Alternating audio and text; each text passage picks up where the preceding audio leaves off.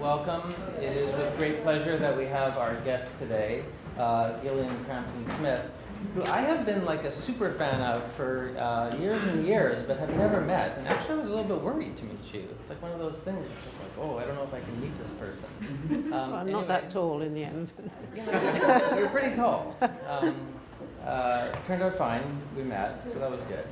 But you know, we put your bio on or version of your bio on the website, and it occurs to me that the bio, besides acknowledging some of the steps in your life so far, actually kind of articulates the changes in language and framing of computers and humans. So I'm actually going to kind of read this and punch my my bolded terms here. So Gillian studied philosophy, so that's great. And worked as a typographer and graphic designer. She was director of computers of the Computer Studio at St. Martin's in London, where she started a graduate course, one of the first in the world, to help graphic designers realize the potential of computers in the world. So, cool. Director of Computer Studio. She was awarded a personal chair in computer-related design. So we start to see like a kind of conversation, maybe. At the Royal College of Art at RCA, where you founded the computer-related design, later interaction design, so that term comes on. And I'm actually pretty convinced that these were the first times that these terms were used. You can correct if that's wrong. In 2000, she co-founded and was the first director of Interaction Design Institute, which institutionalizes interaction design at Ivrea, which may be one of the most famous of your endeavors. So, you know, Ivrea burned bright, and it burned short. And it burned short, yes. It's like well, okay, it's on video, but it's sort of like the suicidal rock star in the 20s that has, in some sense, even more impact because it just didn't last that long. But the people that it turned out or created or fortified went on to become incredible leaders in the field. So maybe we can have a few behind-the-scenes stories of that. So then, over 2016 to 14, with Philip Tabor, partner, she started and ran the interaction design route in the Master of Visual and Multimedia Communication program in Venice. How do you pronounce UF? UF, yeah. UF University. Okay, so then you also had worked in Silicon Valley and Apple. You're an advisor to MIT's Sensible City Lab, right? So that's sort of the last bulleted thing. Honorary professor at Potsdam, Lifetime Achievement in Practice Award from ACM, and is now starting a new school at H-Farm in Venice. But it is interesting to me that yes. You go from director of the Computer Studio to Sensible City Lab. And I think that this may actually kind of trace the sophistication in which the computer, you know, HCI, the human-computer interaction or interface, has kind of grown up. The other thing about Gillian is she works with her ears, something that you've heard me say before about Petrula Brontikis, that I work with my ears. And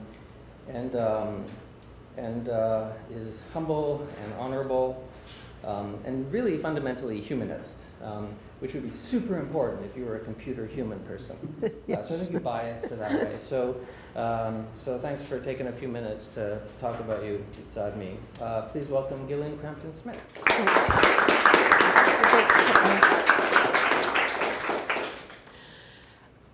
I think the name, computer-related design, was a name that was at the Royal College of Art that you could do anything. It could describe anything. And as things were changing every 2 or 3 years, then it was very useful. So I think if you choose names, ones that are vague is quite good. Products of design, you can do what on earth you like. Pretty well. Okay, so as Anna said, we're now starting a new undertaking near Venice.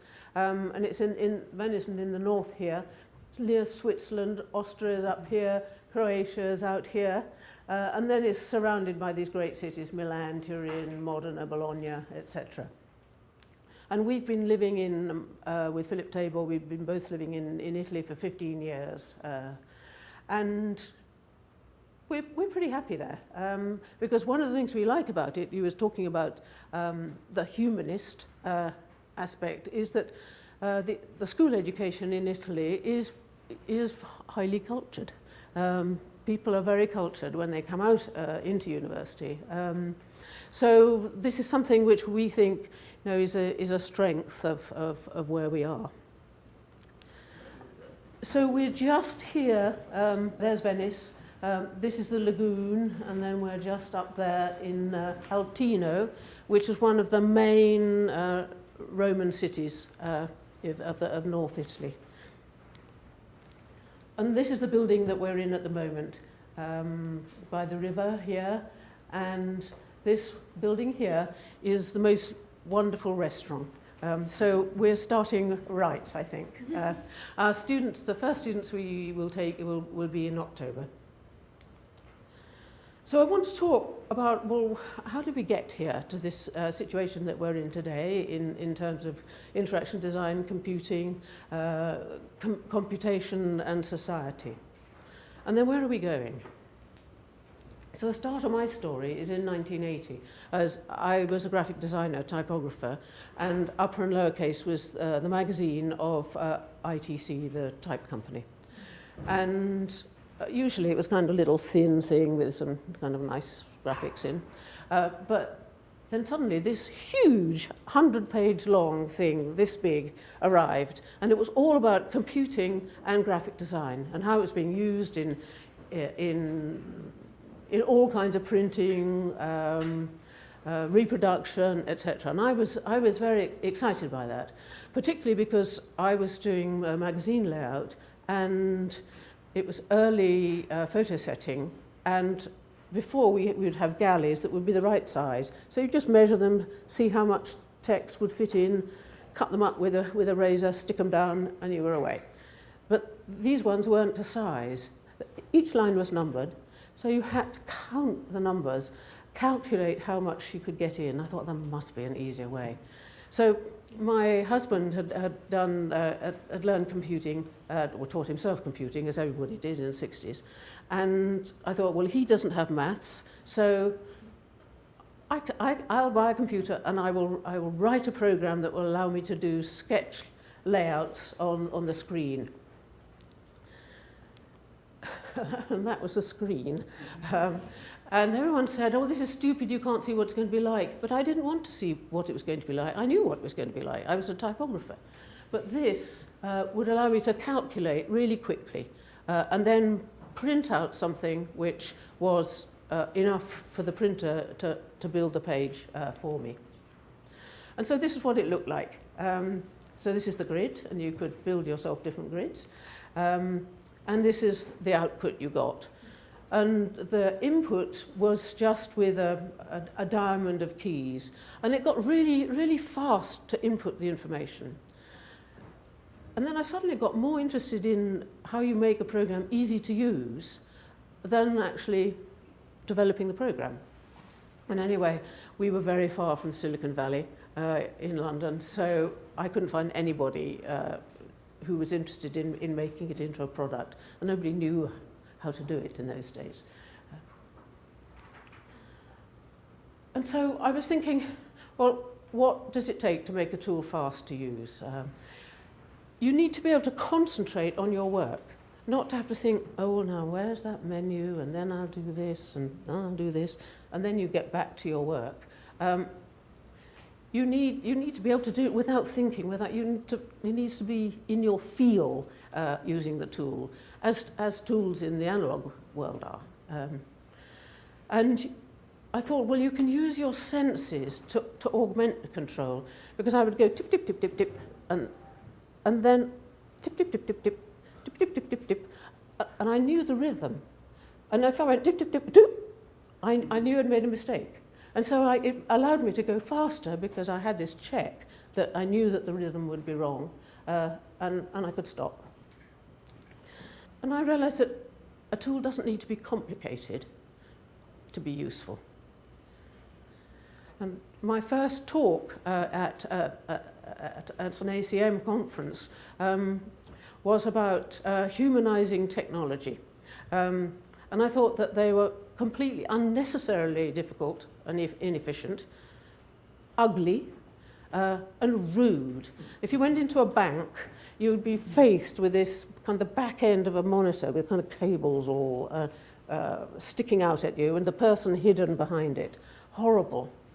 And I could see that perfectly ordinary, basic graphic design information could make things not a lot prettier, because there wasn't that much you could do with a screen like that, but certainly more efficient.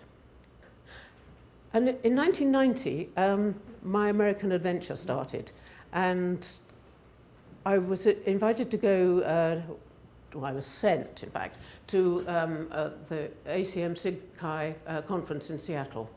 And when I went there, people were very welcoming, and they said, "Oh, you come from an art school? Oh, that's interesting. Why are you here?" And I was trying to explain that, basic graphic design, blah, blah, blah, blah, blah. But if you fast forward to 2012, Facebook agrees the key to its future success is design. And I saw this and I said, yes, 20 years of trying to persuade people that design has a contribution to make, and Facebook agrees. There's a long way to go till it really happens. And if you think it says they were going to increase their design staff from 20 to 90 amongst 5,000 engineers. But still, it's a start. So how do we get from why are you here to Facebook agrees? So we stand on the shoulder of giants. In 81, the STAR interface was published. 82, the Grid Compass. 83, the Apple Macintosh. The Psychology of Everyday Things, a book by Don Norman. And the Software Design Manifesto. So the STAR interface, it looks nothing special now, but it was really amazing. And it was done by a multidisciplinary team, and that was unknown in those days. And as much care and time and energy went into the visuals as into the engineering. And at the same time, they were developing new technologies that allowed for a visual interface to happen. And without that, it wouldn't have happened. And another important thing was Bill Moggridge was a product designer, and his firm, ID2, was one of the founding firms in IDEO. And in 82, he designed this, which was the first clamshell computer. And he wrote, "The epiphany for me occurred when I started trying to use the software. I soon forgot all about the physical part of the design and found myself sucked down into the virtual world on the other side of the screen." And he said to me later, he was mortified. It was so horrible and ugly. And there was this beautiful piece of industrial design and this utter ghastliness. So he decided that that designers needed to get into it. And I think IDEO was really the first company to really get going in interaction design. And he and Bill Verplank invented the name interaction design. Then, of course, we know 83, the Apple Macintosh. And Don Norman's book, The Psychology of Everyday Things, he pointed out the importance of a coherent mental model being constructed in the mind of the user. He was very, very sniffy about, this book is a litany of horrible bad design, and he thought designers were just incompetent twits.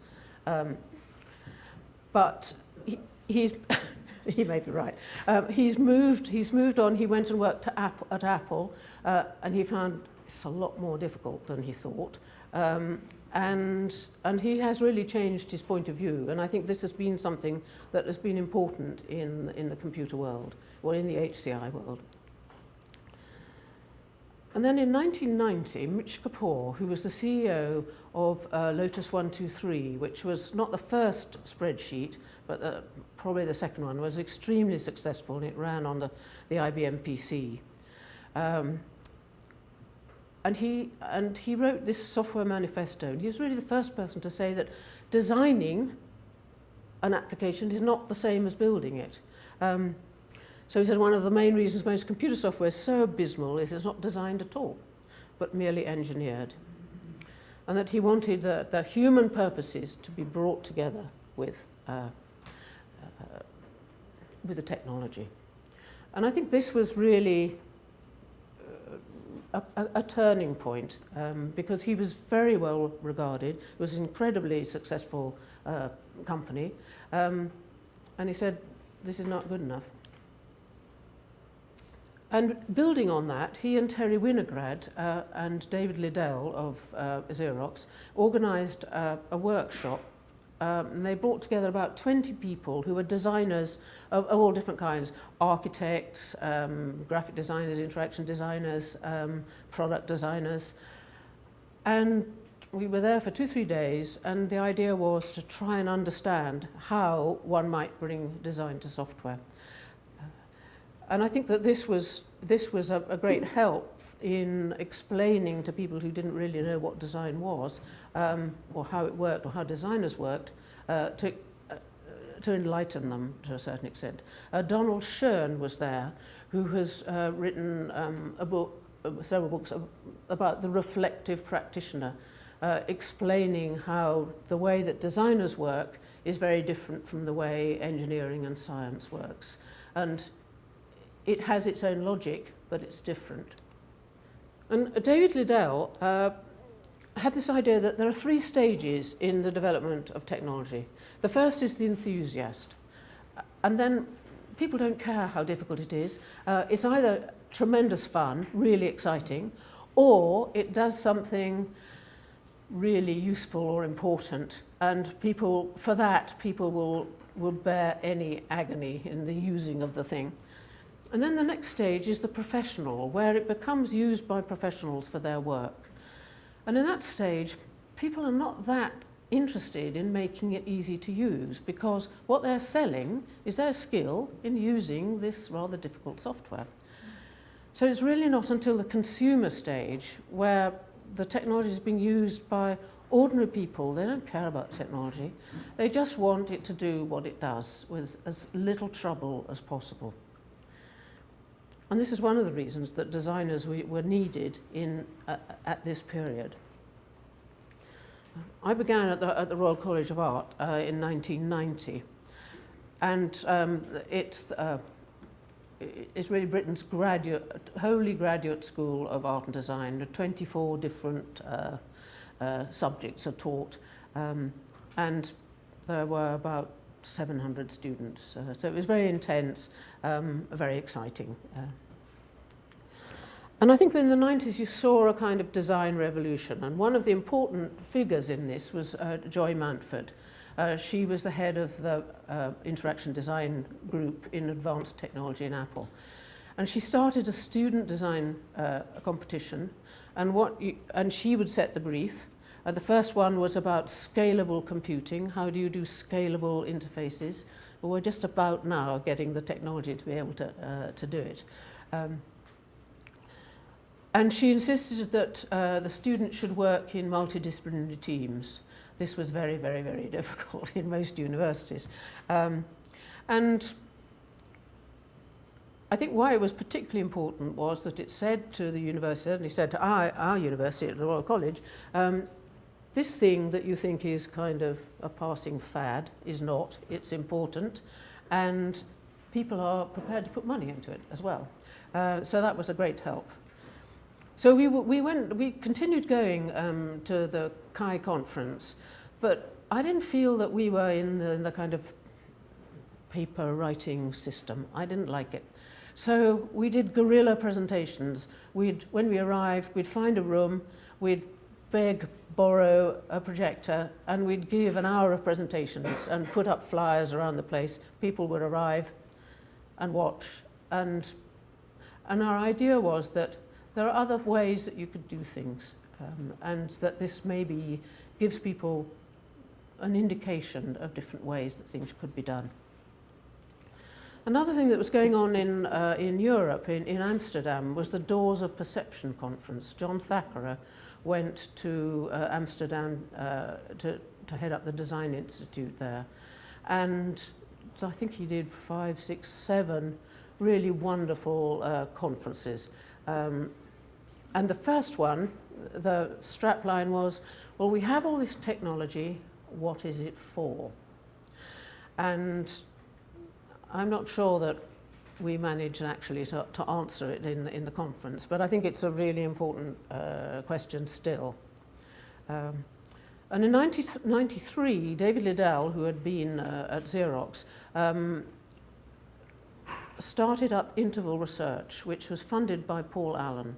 And his idea was that everybody always laughs at Xerox because they had all this wonderful technology and they never made a business out of it. And his theory was, well, if you've got enough money to run a successful research group, you're so locked into your present markets that you can't possibly move out into new markets. And so his idea was, and Paul Allen, was to start a new independent research group.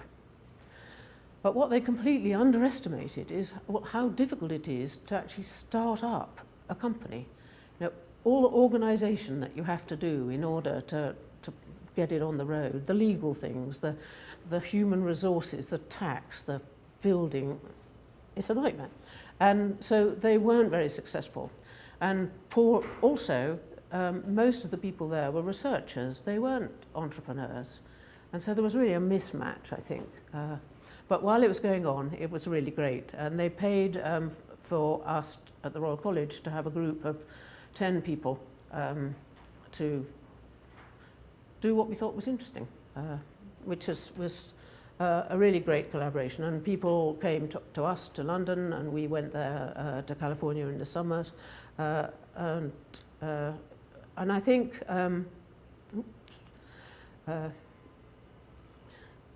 very interesting things came out of the RCA that would not have come without that funding from California. And there were different kinds of design people were doing in my group. Experiments in the medium, just seeing, well, what can you do with this medium? And then Dunn and Raby, for instance, experiments about people and values in society. And Michael Kieslinger, different relationships of people and technology. So we're just going to show 1 or 2. This is Durrell Bishop's first major project.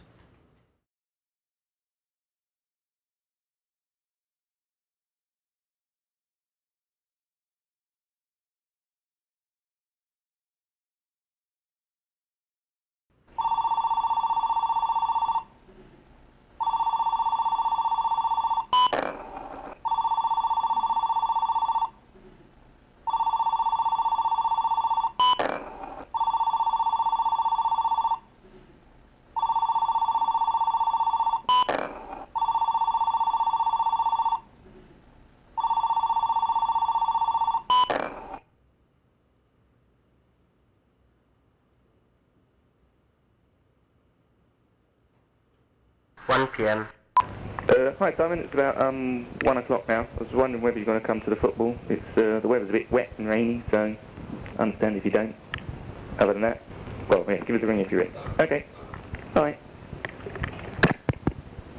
So he doesn't want to keep that, he drops it back in the machine. 3:45 PM. Hi Emma, it's Val. It's not for him. 3:30 PM. Hello, a message for Simon Phipps. Your flight is BA 6213 at 12:30, Monday the 15th of October. Your job number is BS 436215 and the pickup address is 44 Camden Mansions, Kensington Mall. Bye-bye. So it's a long message, he wants to keep it.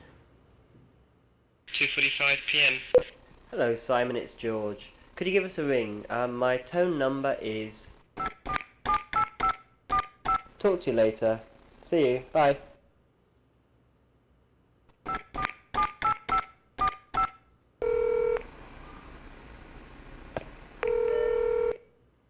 So it automatically calls back. So the idea of this was not really to see, well, how efficient would it be to have an answer machine which works with marbles, but really to try and understand, well, what are the limits of controlling computation with physical objects? What are the advantages? What are the disadvantages? And obviously one of the advantages is that people know how objects work, so that you could tell which message came first. You don't have to look at a list and look at the time or see which is the top or which is the bottom. It's obvious. And there are some things about the way we interact with physical things that are obvious.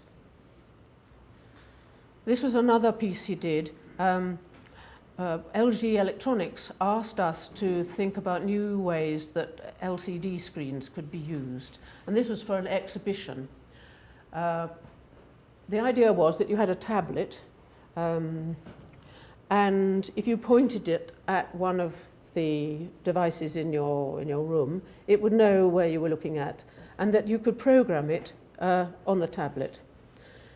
So what does that allow you to do? Well, that allows you to have very much simpler objects in the world, in the environment, and they don't have to be made of plastic and metal. They can be made of whatever you like. And so the one behind the tablet, for instance, is a radio. And it's just basically like a ruler in a little box. And you program, and each one's got a slot, so the system knows where the ruler is. So you go click, click, click, click, click. And then you write on it what the channel is, and you program the channel on your tablet. And so what you've got for your radio is just a ruler in a box. This one here is a little bank safe deposit box. This is two little eyes, and it's your video entry phone, and you don't see something there, but you see it on the tablet. So I think Durrell was very interested in this relationship between the physical world, the virtual world, and how you can make it gel together. Tony Dunn and Fiona Raby were interested in, they could see that what was happening with technologies, people were keen on science fictions, and they were more interested in value fictions. How do our values change as new technologies emerge?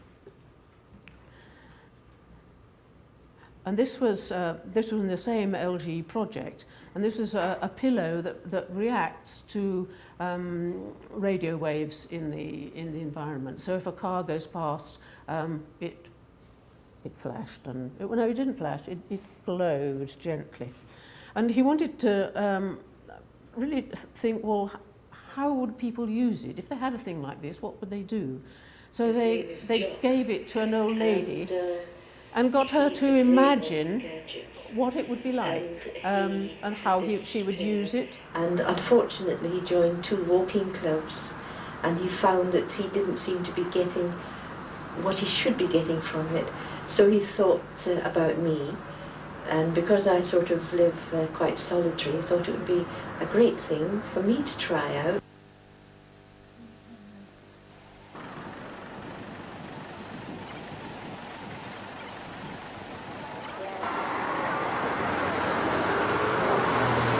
And I suppose, really, it's part of the whole. It's sort of like my little dog I used to have, except it's red and my little dog was black and brown. I think Tony and Fiona were humbled by the fact that she was so imaginative about this object, because of course they thought, yeah, we're the designers, we're the creatives around here. And it got them really interested in how you could make things that people could imagine how they would use it, and in that way that you could involve them in co-creation, but not co-creation which allows the designer to be more creative and get inspiration from the people who might use it. And this was another thing that they worked on about inspiration for designers. They wanted to get away from the idea that was very prevalent in traditional human-computer interaction, is kind of you go up with a questionnaire and you tick things in and you ask people, and it's so boring for the people who are being asked. So this was a little gift pack. There was a camera, a pen, some postcards, a little pile of postcards, each one with a question on, and you could answer it if you wished and send it, post it back to the researchers, but you didn't have to answer things you didn't want to answer. There was a camera, and there was a little list of things they asked you to photograph, but then you could do other things about your life, whatever you fancied. And there were maps. Let's see if we can see. Yes, there's a postcard on the left. And then the maps, we asked people to think, well, where do you feel safe where you are? Or where do you like being? And so that way we got this sense of not specific stuff, but a kind of feeling about the life people lived and what was important to them, and what they liked, what they didn't like, etc. And then you got this mass of information, and in the traditional way you would have to analyze it. But this was not about analysis, it was about stimulus and inspiration. And to a certain extent, we're looking for outliers, not for the things that everybody were the same, but the weird things which emerged from this kind of information. And then Michael Gieslinger, he was interested in, well, how can you make people, how can you get people to work with technology? Because at that time, robots were really primitive, and AI and voice recognition, everything's pretty bad. So was there a way that you could in partnership, get some interesting and useful robotic applications?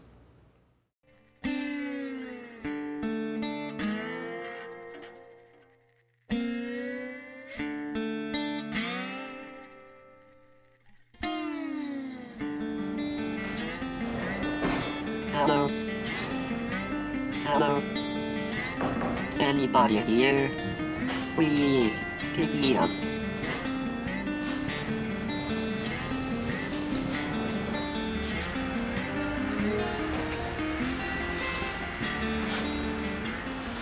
Hi, I am Hero, the in-house photographer, and I am collecting photos from all you beautiful people. Please tap my top with your security card, so I know who you are. Hello, Riddle. If you want to see the introduction video, say yes. Yes. Well, we are creating a photo communication network for all the people who work here. My task is to take photographs of all of you. Since I am not able to do it by myself, I am asking you to help me. I have a built-in camera that you can activate by lifting my lid. You don't have to do it right away. I can also sit next to you for a while and show you some images I've taken already. Whenever you are ready for your photo to be taken, just lift the lid to activate the camera. Adjust yourself until you find the right position. Whenever you are ready, just say click. Click. If you want to keep this image, say yes. No. Okay, then let's make another one. You just have to say click again when you are ready. Click. If you want to keep this image, say yes. Perfect. Very good. You will soon receive an email from my head computer telling you where you can find the image. Thank you.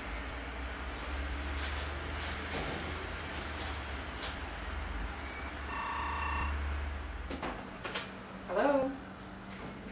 Oh, yeah, okay. I'm on my way. Bye.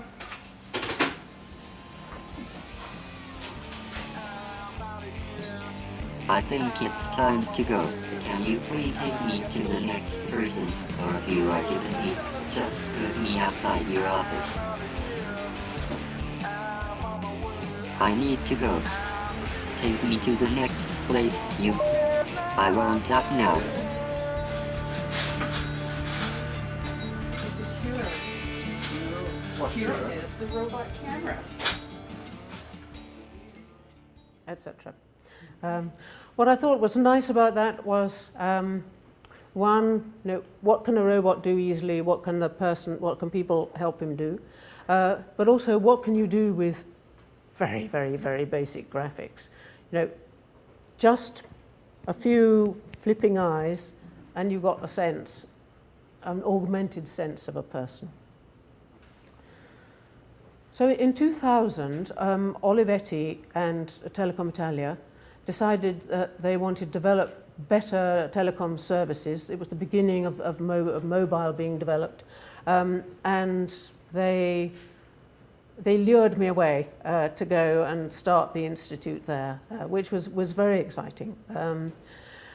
Sadly, in 2004, or no, earlier in fact, the company was taken over by another company that didn't want to spend any money that they didn't have to, so it stopped. But Arduino flew, and I think that's probably the thing that I think has had most effect from all the things that I've been working on. So where are we now? Neil Postman gave a talk at Apple in the early 90s, and he said, if we knew then what we know now, would we have embraced the motor car with such enthusiasm? And I think that in the early days, we were just trying to make technology work, and we designers were trying to make it work for people. But now it's got a kind of life of its own, and I have to say that I am not entirely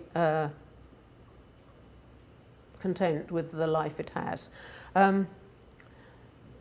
So this is Langdon Winner. Do artifacts have politics? Consciously or unconsciously, deliberately or inadvertently, societies choose structures for technologies that influence how people are going to work, communicate, travel, consume, and so forth over a very long time. And who does the shaping? This is Jaron Lanier in You Are Not a Gadget. A tiny group of engineers can create technology that can shape the entire future of human experience, almost by accident. So I think we're not in such a good shape, really. It's not to say that we can't get out of it, can't get into better shape, but at the moment we have lock-in to structures that happened almost by accident, and now they're going. It's very difficult to change them. The power is in very, very few hands. There are a small number of companies. They control what we see. They control what songs we listen to, what apps we can use. We all know there's tremendous surveillance. And information is not free. People have to earn a living making information, and if we share it and are not prepared to pay for it, then those people can't live. And Jaron Lanier is very, very hot on that because he's a musician, and he sees that the kind of bottom of the musician market, if you like, or ecosystem falling out. And the filter bubble. Eli Pariser has written the book, The Filter Bubble. And he says, personalization of search results means we are served up a kind of auto-propaganda, indoctrinating us with our own ideas, amplifying our desire for things that are familiar, and leaving us oblivious to the dangers lurking in the dark territory of the unknown. So I think we saw in the previous in the elections and our referendum in Britain that people are served up what the artificial intelligence thinks they like to see because of what they've seen before, and so one gets the impression that everyone thinks like me because that's all the things I get to read, and of course, in the past, people read newspapers, and they chose different newspapers. But this is kind of more insidious, I think. And this is Andrew Ross. He just did a piece in the New York Times Magazine about how he nearly died of the web. But what he says is more and more people got a smartphone, connecting them instantly to a deluge of febrile content, forcing them to cull and absorb and assimilate the online torrent as relentlessly as I had once. Twitter emerged as a form of instant blogging of micro-thoughts. Users were as addicted to the feedback as I'd long been, and even more prolific. Then the apps descended, like the rain, to inundate what was left of our free time. It was ubiquitous now, this virtual living, this never stopping, this always updating. And then Bill Buxton, who was one of the kind of early human interaction people, who was he's a musician and was very keen on the physical, the importance of the body and of physical interaction. And he now works at Microsoft Research in Cambridge, England. And he, I think, quite rightly points out that each one of us who's designing an app, we kind of polish this app and it's beautiful and it does what people need to do. But the problem is that there are thousands of other people making apps that are different, of course, because if you don't stand out, then you're not going to be successful in the market. And we have this kind of mass of stuff which all works in a different way. And he thinks that the whole industry is going to stall if it's not taken care of in some way. Because in the first 20 years, we had the desktop interface, and there it was. And we learned how to use it, and it was pretty well always the same. So I was very happy when the application started, because I thought, oh, thank goodness, we are free of the grip of Microsoft and the IBM PC. People can invent, because before there was no point inventing anything, because Microsoft's software was there for free on most people's computers. And so it was just impossible to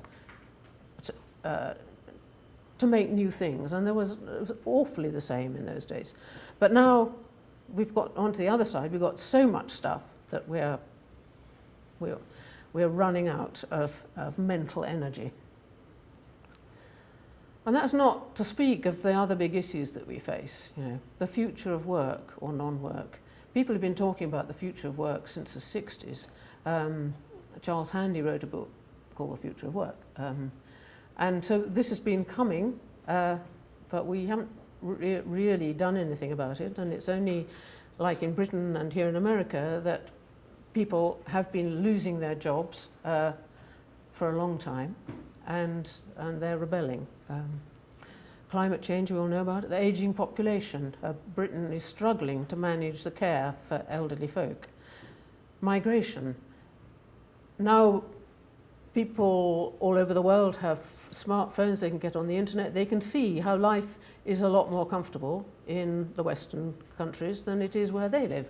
And of course they want to try and come where there are more opportunities and life is better. Food security. Will we have enough? Is it the right thing? Are people being given the right advice about what to eat? Answer no. And the grip of the huge agribusiness companies is really has not turned out to be a good thing. And then water. I come from England, where rains all the time. The idea of water scarcity is crazy, but it's growing everywhere, and in some places it's really, really serious. So here we are in the glare of the headlights. So what can we do? You lose something, you gain something, and I think with any new technology that's happened. Socrates said when people started to write that. Whereas before, people held everything in their head, that we will lose our memory, he says, and we did. So there are advantages and disadvantages always. But I think with the the things that have been happening just very recently and the results of the election, just people suddenly realise things have got to change.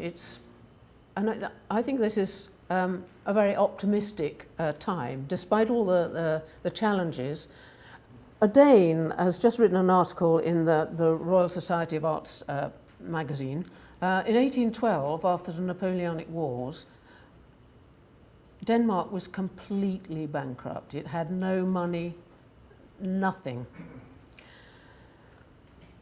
And he writes, after wars, we did not win, and the nation's capital was bombarded and left in rubble by the British, and there was no money left. We did something courageous and perhaps unexpected. We invested massively, and we put education at the core, and this was in 1812. In doing so, we laid the foundation for a golden age of art, ideas, and democratic values, and an unprecedented bloom of social innovation. Adults educated themselves and each other in folk high schools that offered non-formal education. Farmers united in cooperatives. Workers formed unions. We created communities and ways of organising ourselves that in turn inspired others around the globe. So what can we as designers do? Well, I think we can rethink what's important. How much is enough? The Spirit Level is a book that has been written by some epidemiologists, that is people that look at the statistics of health. And they've discovered that people are more happy in more equal societies, and poor, not surprisingly, are happier, but also the rich are happier. That to live in a more equal society is a more pleasant and it's more pleasant, but also everybody is healthier. And then I think we need to think, well, what makes the good life? I was very aware, when I was in California, I had a friend who, he and his wife had a child late, and they decided that his wife was going to look after the baby for a while, and so they didn't have very much money. And I thought, well, this is funny, you know, kind of old car, but then I thought, well, when I grew up, that was how we lived, and it was fine.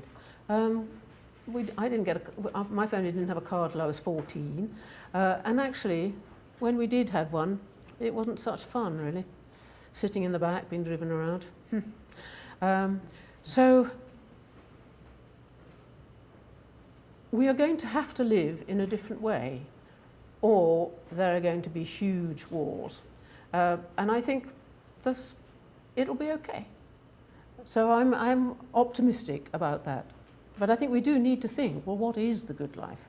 And what are the things that are important? Relationships, friendships, family, lack of anxiety. And then I think we should put our skills to work. And Mark Rettig says, interaction designers design the right thing and the thing right. And I think we have to remember both, because with these huge kind of issues, I think it's easy to be kind of captured up in the systems, in the abstract sense of design thinking, if you like. But as designers, we can actually make beautiful things to improve people's lives. And if we have less, then those kinds of things are going to be much more important, and the quality of life is going to be important. So in our program in Venice, we are always asking students, okay, well, here's the brief, but how can you use this to build social capital, to improve social relationships amongst people? And of course, Venice is a small city, so that's easy. Embrace emotion. Life is not all about being efficient. I think we're very able to envision alternative scenarios that can inspire people.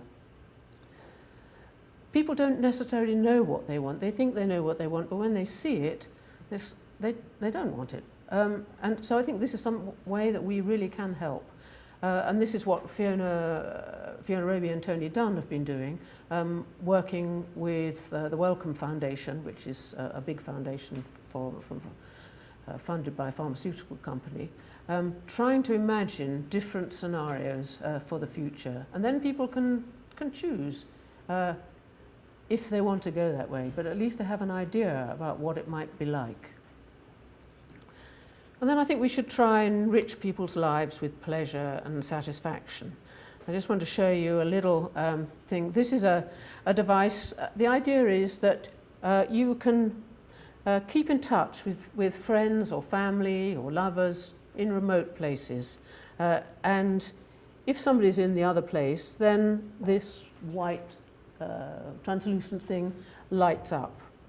It's a lovely idea, and it works. But there are other ways of doing it.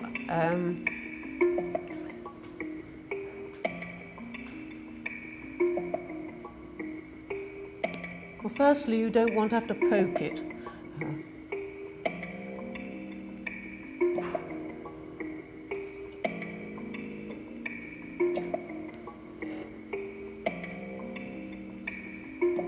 So if I put a light in my little house, then the windows in the other one light up.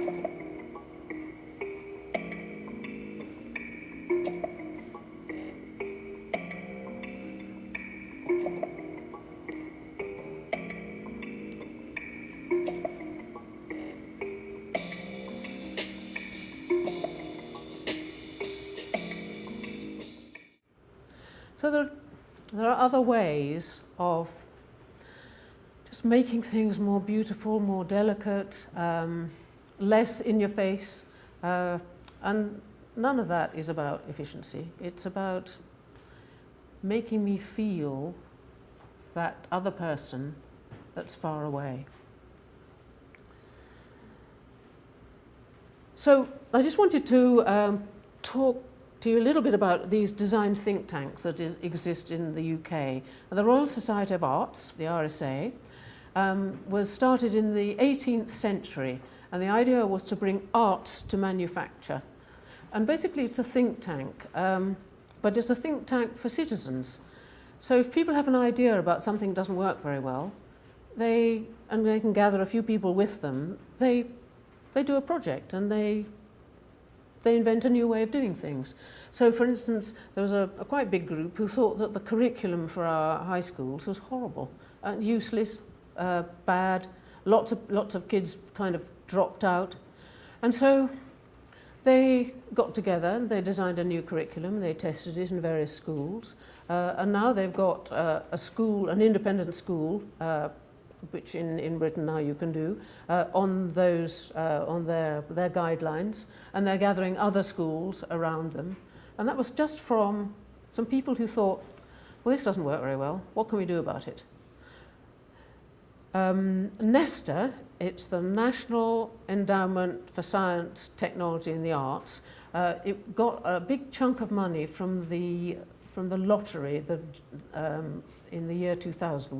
We've only had one lottery in England, and so they're looking at how to generate new kinds of digital companies, new kinds of social relations, social companies, and so that's another way which is more oriented towards venture capital. In a way, they provide small bits of venture capital for social operations. And then the Design Council is also working in traditional ways with engineering companies, etc., but also with social development and working particularly with the local authorities, with government, local government, and trying to work bottom up to involve the citizens rather than working top down. So I think you should remember that small things can make a big difference. John Thackeray's second book, I thought, was very optimistic, where a whole lot of people have just gone and done things, and it's growing, and in not very many years. So I think that I was very enthused by that. And then I want to show you just one last thing, a little film. Haiyan Zhang was a student from Ivrea, and she has been involved in the BBC did a program called The Big Life Fix, and they took people who had real problems and took a group of designers for about 6 months to work on, I think they've done there's 3 programs, each of which has got 3 problems. And I'm just going to come out of this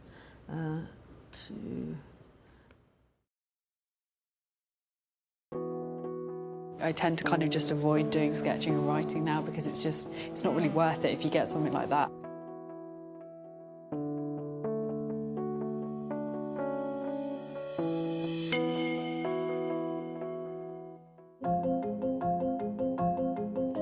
Anything you could do that would just make my hand do what I want it to do and to be able to sign my name would be an incredible thing.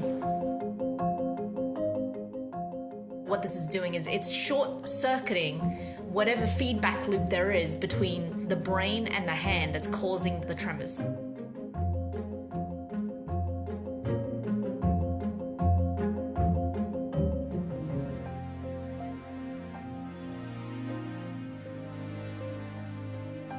Ooh. Ooh.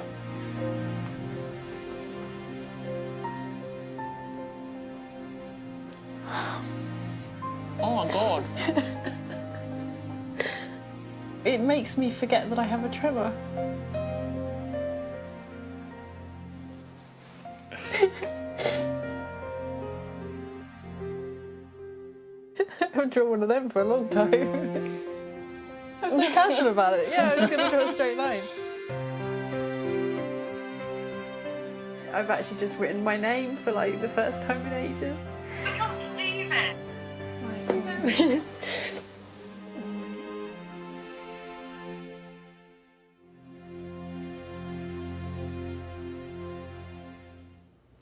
Thank you.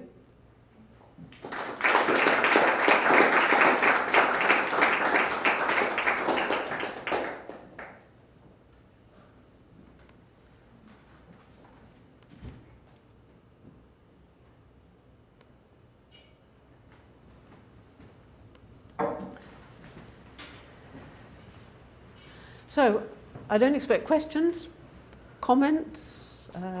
Where do you think one can make a difference?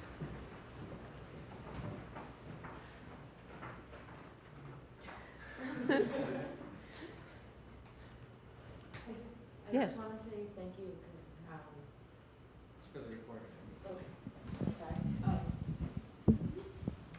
I wanted to say thank you because the last couple of weeks and months have been really difficult, and I know I came here specifically because I really believe in the power of design to help people's lives, and it's been really testing, like a mini existential crisis about my thesis, which is about climate change, and I think you like what you had to say was very reaffirming of things that I've been questioning lately, but I think are really important. So just thank you. Good. Well, I must say that this was not the talk I was going to give up a month ago, and it's been very nice for me really to think through these things. I have a question. Yes.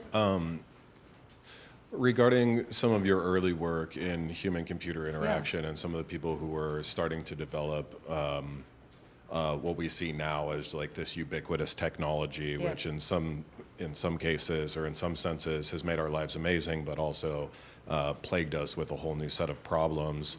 After witnessing that whole experience, do you feel now like there's measures that you could take when developing something to try to forecast the future and try to preempt or resolve the potential issues? I think when I think the good thing now is that designers have a seat at the table and they're taken more seriously. Whereas before, in the early days, they were just, they were the people who put the lipstick on the pig. And if you didn't have the money for it, never mind. And so I think that there is a possibility, and I think at least one should be raising the issues one can see. And also when one's designing, think about, well, what could go wrong? What are the horriblest ways that this thing could go wrong? And I think it helps you design a better thing. And how could people misuse it? There is this kind of, I completely understand it, this kind of joy and excitement in kind of designing new things and getting it to work well, and people not really thinking, well, do we need it? How might it go wrong? Etc.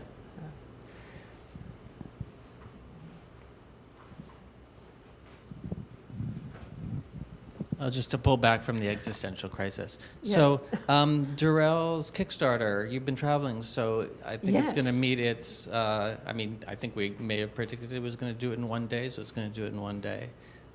So that's exciting. Oh, it's one day, is it? I think it's just one day he'll make it, and then the question is how many they have left. How many they can make, yes. Yeah, he said 1,000.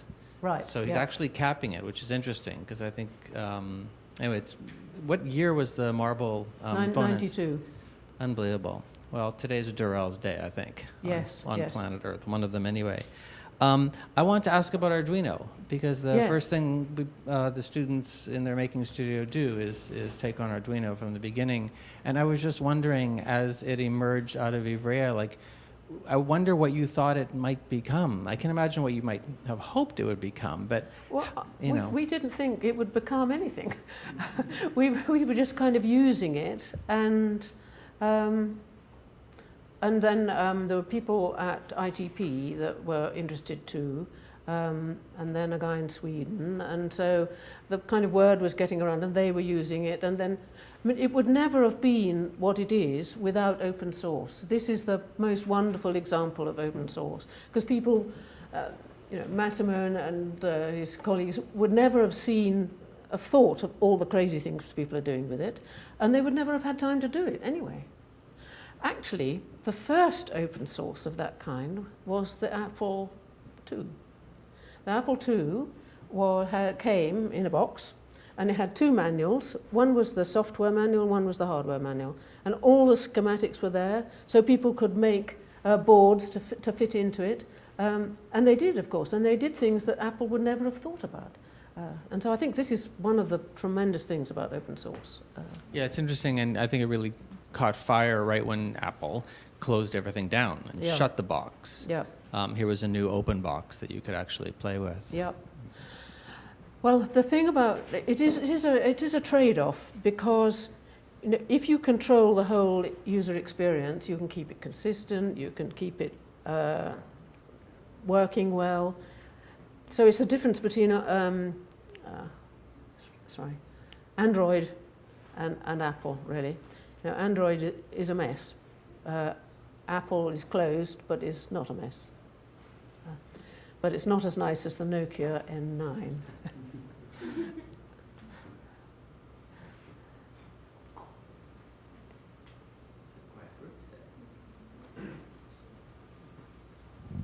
Just picking up on the last thing again. Also, thank you so much for speaking. This was came at a very good time. If we think about open source when it comes to government or civic engagement, and designing for kind of specifically designated for social impact rather than for commercial purposes, I'm wondering if you have thoughts or examples of ways that people are using either computer interaction or other ideas that go beyond simply like bringing government services up to the level that everything else is functioning at. Making it's kind of the same way you said with the early interfaces. Like it was just so obvious there were just so many tiny things you could do to make it better. I think the same as a lot of government services now. It's like, just make this form legible and it will help. Well, if I can blow our British trumpet, it's called Gov UK, I think. and it's the whole everything online, and it is fantastic. I had to get a new passport. 3 minutes. I'd filled in the forms. I could not believe that something so wonderful could come out of the British government. And they've put a lot of their kind of guidelines and how they got there online. So that is something that is really worth looking at. It makes me glow with pleasure when I use it. Do you know how what the design, I mean, if there's how British government incorporated designers? Well, I think there were probably a couple of people who were kind of told to get on with it, and they had a good grasp of what could make, the importance of designers, and they just went on and did it, and then they grew it, and then it took a bit of time to get accepted by the people who were building things, and the different departments in the government. And now what is amazing is people come to them when they're drafting policy to see, well, how would this be implemented online? So that works. But I think there's another aspect, which is not so much government, but kind of local, very local government, trying to just improve the social capital in a borough, say. And I think that's very important, because the government can't do everything, and we can't, and certainly in Britain, we can't afford for the government to do very much. And so citizens have got to help each other. And so I think platforms for that to happen are going to be important.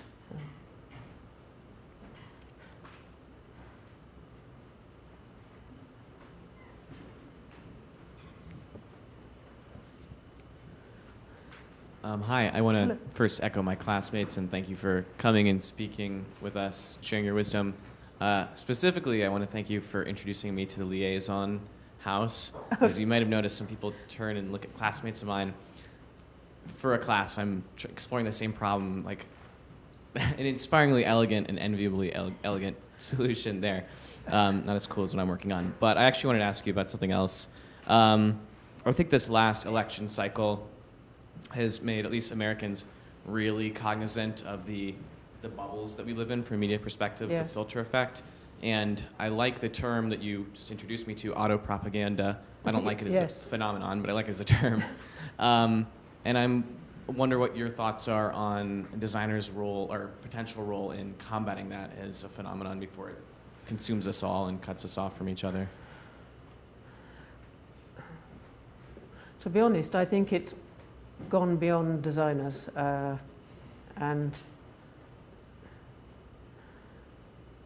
I'm just thinking, well, I think if designers are working in those big companies, then they need to try to make an effect. Because I think Facebook, for instance, is under pressure from outside as well, and so if designers can kind of capitalize on that, there might be some change. But the difficulty is that the whole business model is on making you click. And if you don't, they die, which they might not be very keen on. I think, I mean, in Europe, people are trying to control a bit. I mean, the governments are trying to control a bit. Like, for instance, data privacy, and they were limiting what could be done. And then I think it was it Facebook bought WhatsApp, and they were trying to just combine the databases. And I think that in the German government they said, you're not allowed to do this and we won't have it. But it does have a life of its own, which is difficult to combat, I think.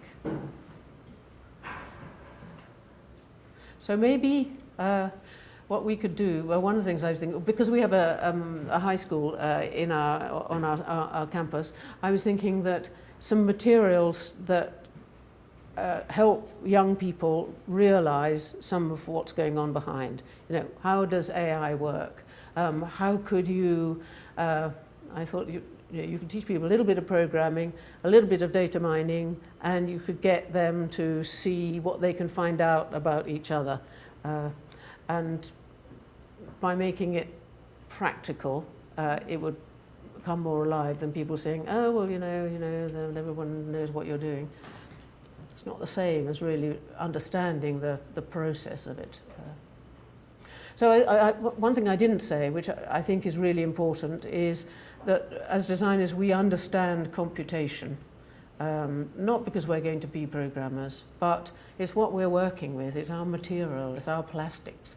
And for that reason, I think it's important to understand. So we've always taught people some programming, and for some people, it's enough to know that they don't want to do that again. But that's fine too. At least they know that. But I think it's important to understand how computation works.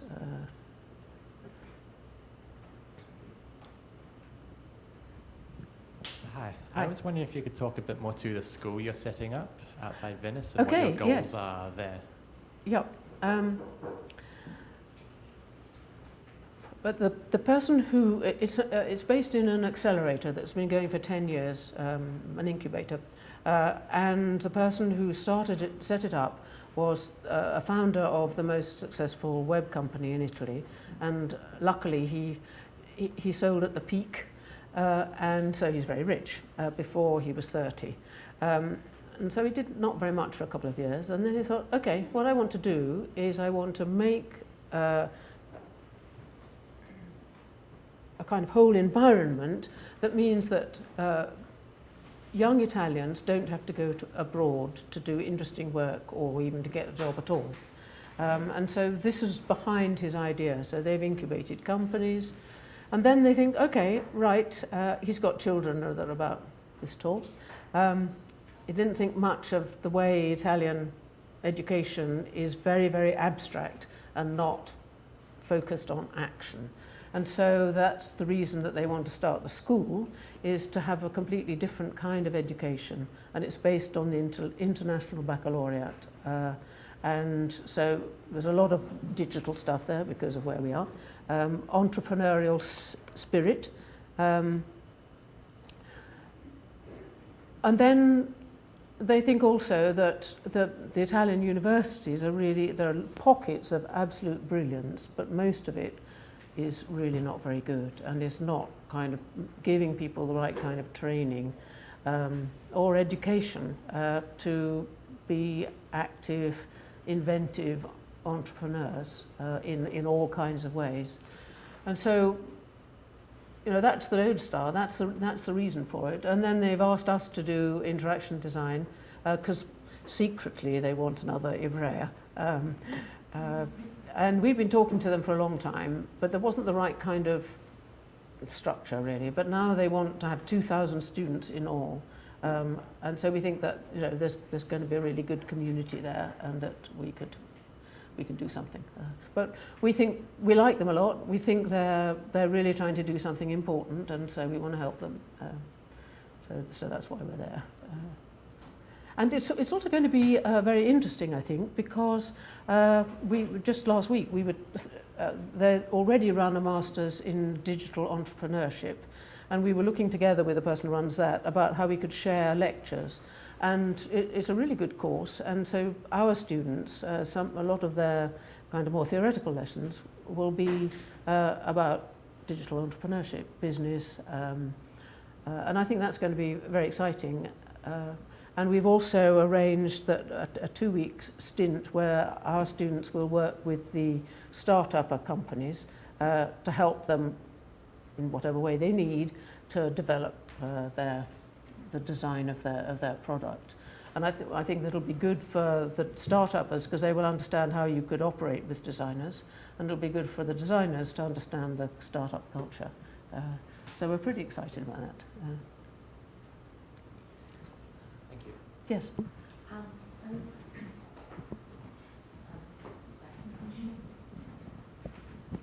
I'm just wondering if you've ever come across a situation where you were working on a project, and this kind of going back to Michael's question before, if you ever come across a project where you did foresee some kind of consequence that you didn't feel comfortable signing off on, and how you would deal with that. I actually haven't, because I haven't designed a lot myself. Most of my life is been in teaching, and certainly in Apple we weren't thinking, when I was working there, we weren't thinking at all about it. And I think that, for probably 20 years, this kind of machine of the technological development it was really difficult to do things, and it's kind of only now that one has a choice about what to do. Before it was, how can we make this thing talk to that thing, or how can we build software that is reliable, et cetera, et cetera.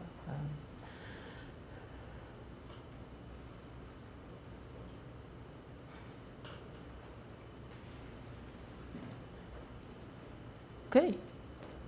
I was going to ask a final question about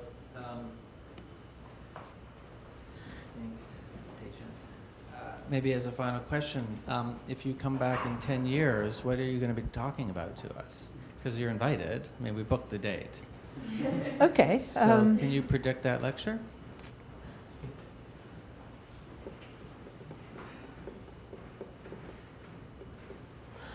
I think there will be a lot more. It'll be talking about bottom-up things.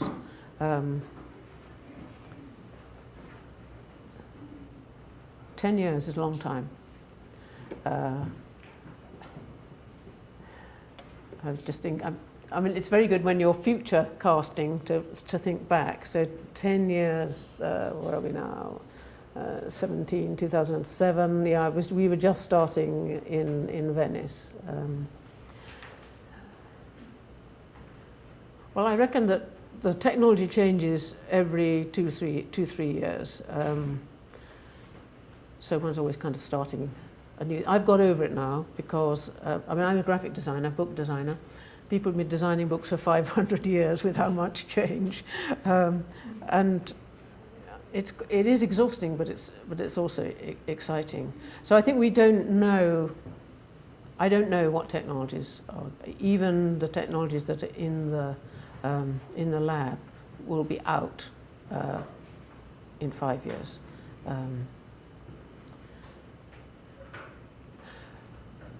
I think AI and big data are the kind of big things certainly of the next 5 years. Follow-up question, what would you like to be talking about in 10 years? I would like to be talking about how digital technology has, or developing technologies, have enabled people to live more social lives, more satisfying lives, and to be less anxious. I think anxiety is a real corrosive aspect of today's society. That if you don't, and more people are on short-term contracts, and if you don't know, if you're going to get your next contract, you can't get a mortgage, you don't know if you'll be able to pay your rent, or you lose your house. I mean, we're pretty lucky, we're at the top of the coffee, if you like. Probably it won't be a problem for us to find a job, and we're well educated, and in this field it's kind of growing. So I have to say that I've changed my view on this. I used to think, well, in Britain, precarious things started with temporary secretaries, and the temporary secretaries didn't have to stick with their awful boss. They could, if they didn't like it, they'd go off and do something else. But actually, it's the downside of it is that people can't settle. And it's something that is particularly strong in Italy.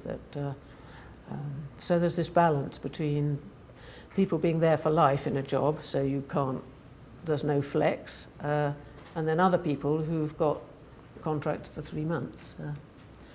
So I hope that society will be more calm, if you like. And if you remember, at Xerox they were talking about calm technology. I think we've not got calm technology, so that's what we need. Thank you. Thank you so much, Gary.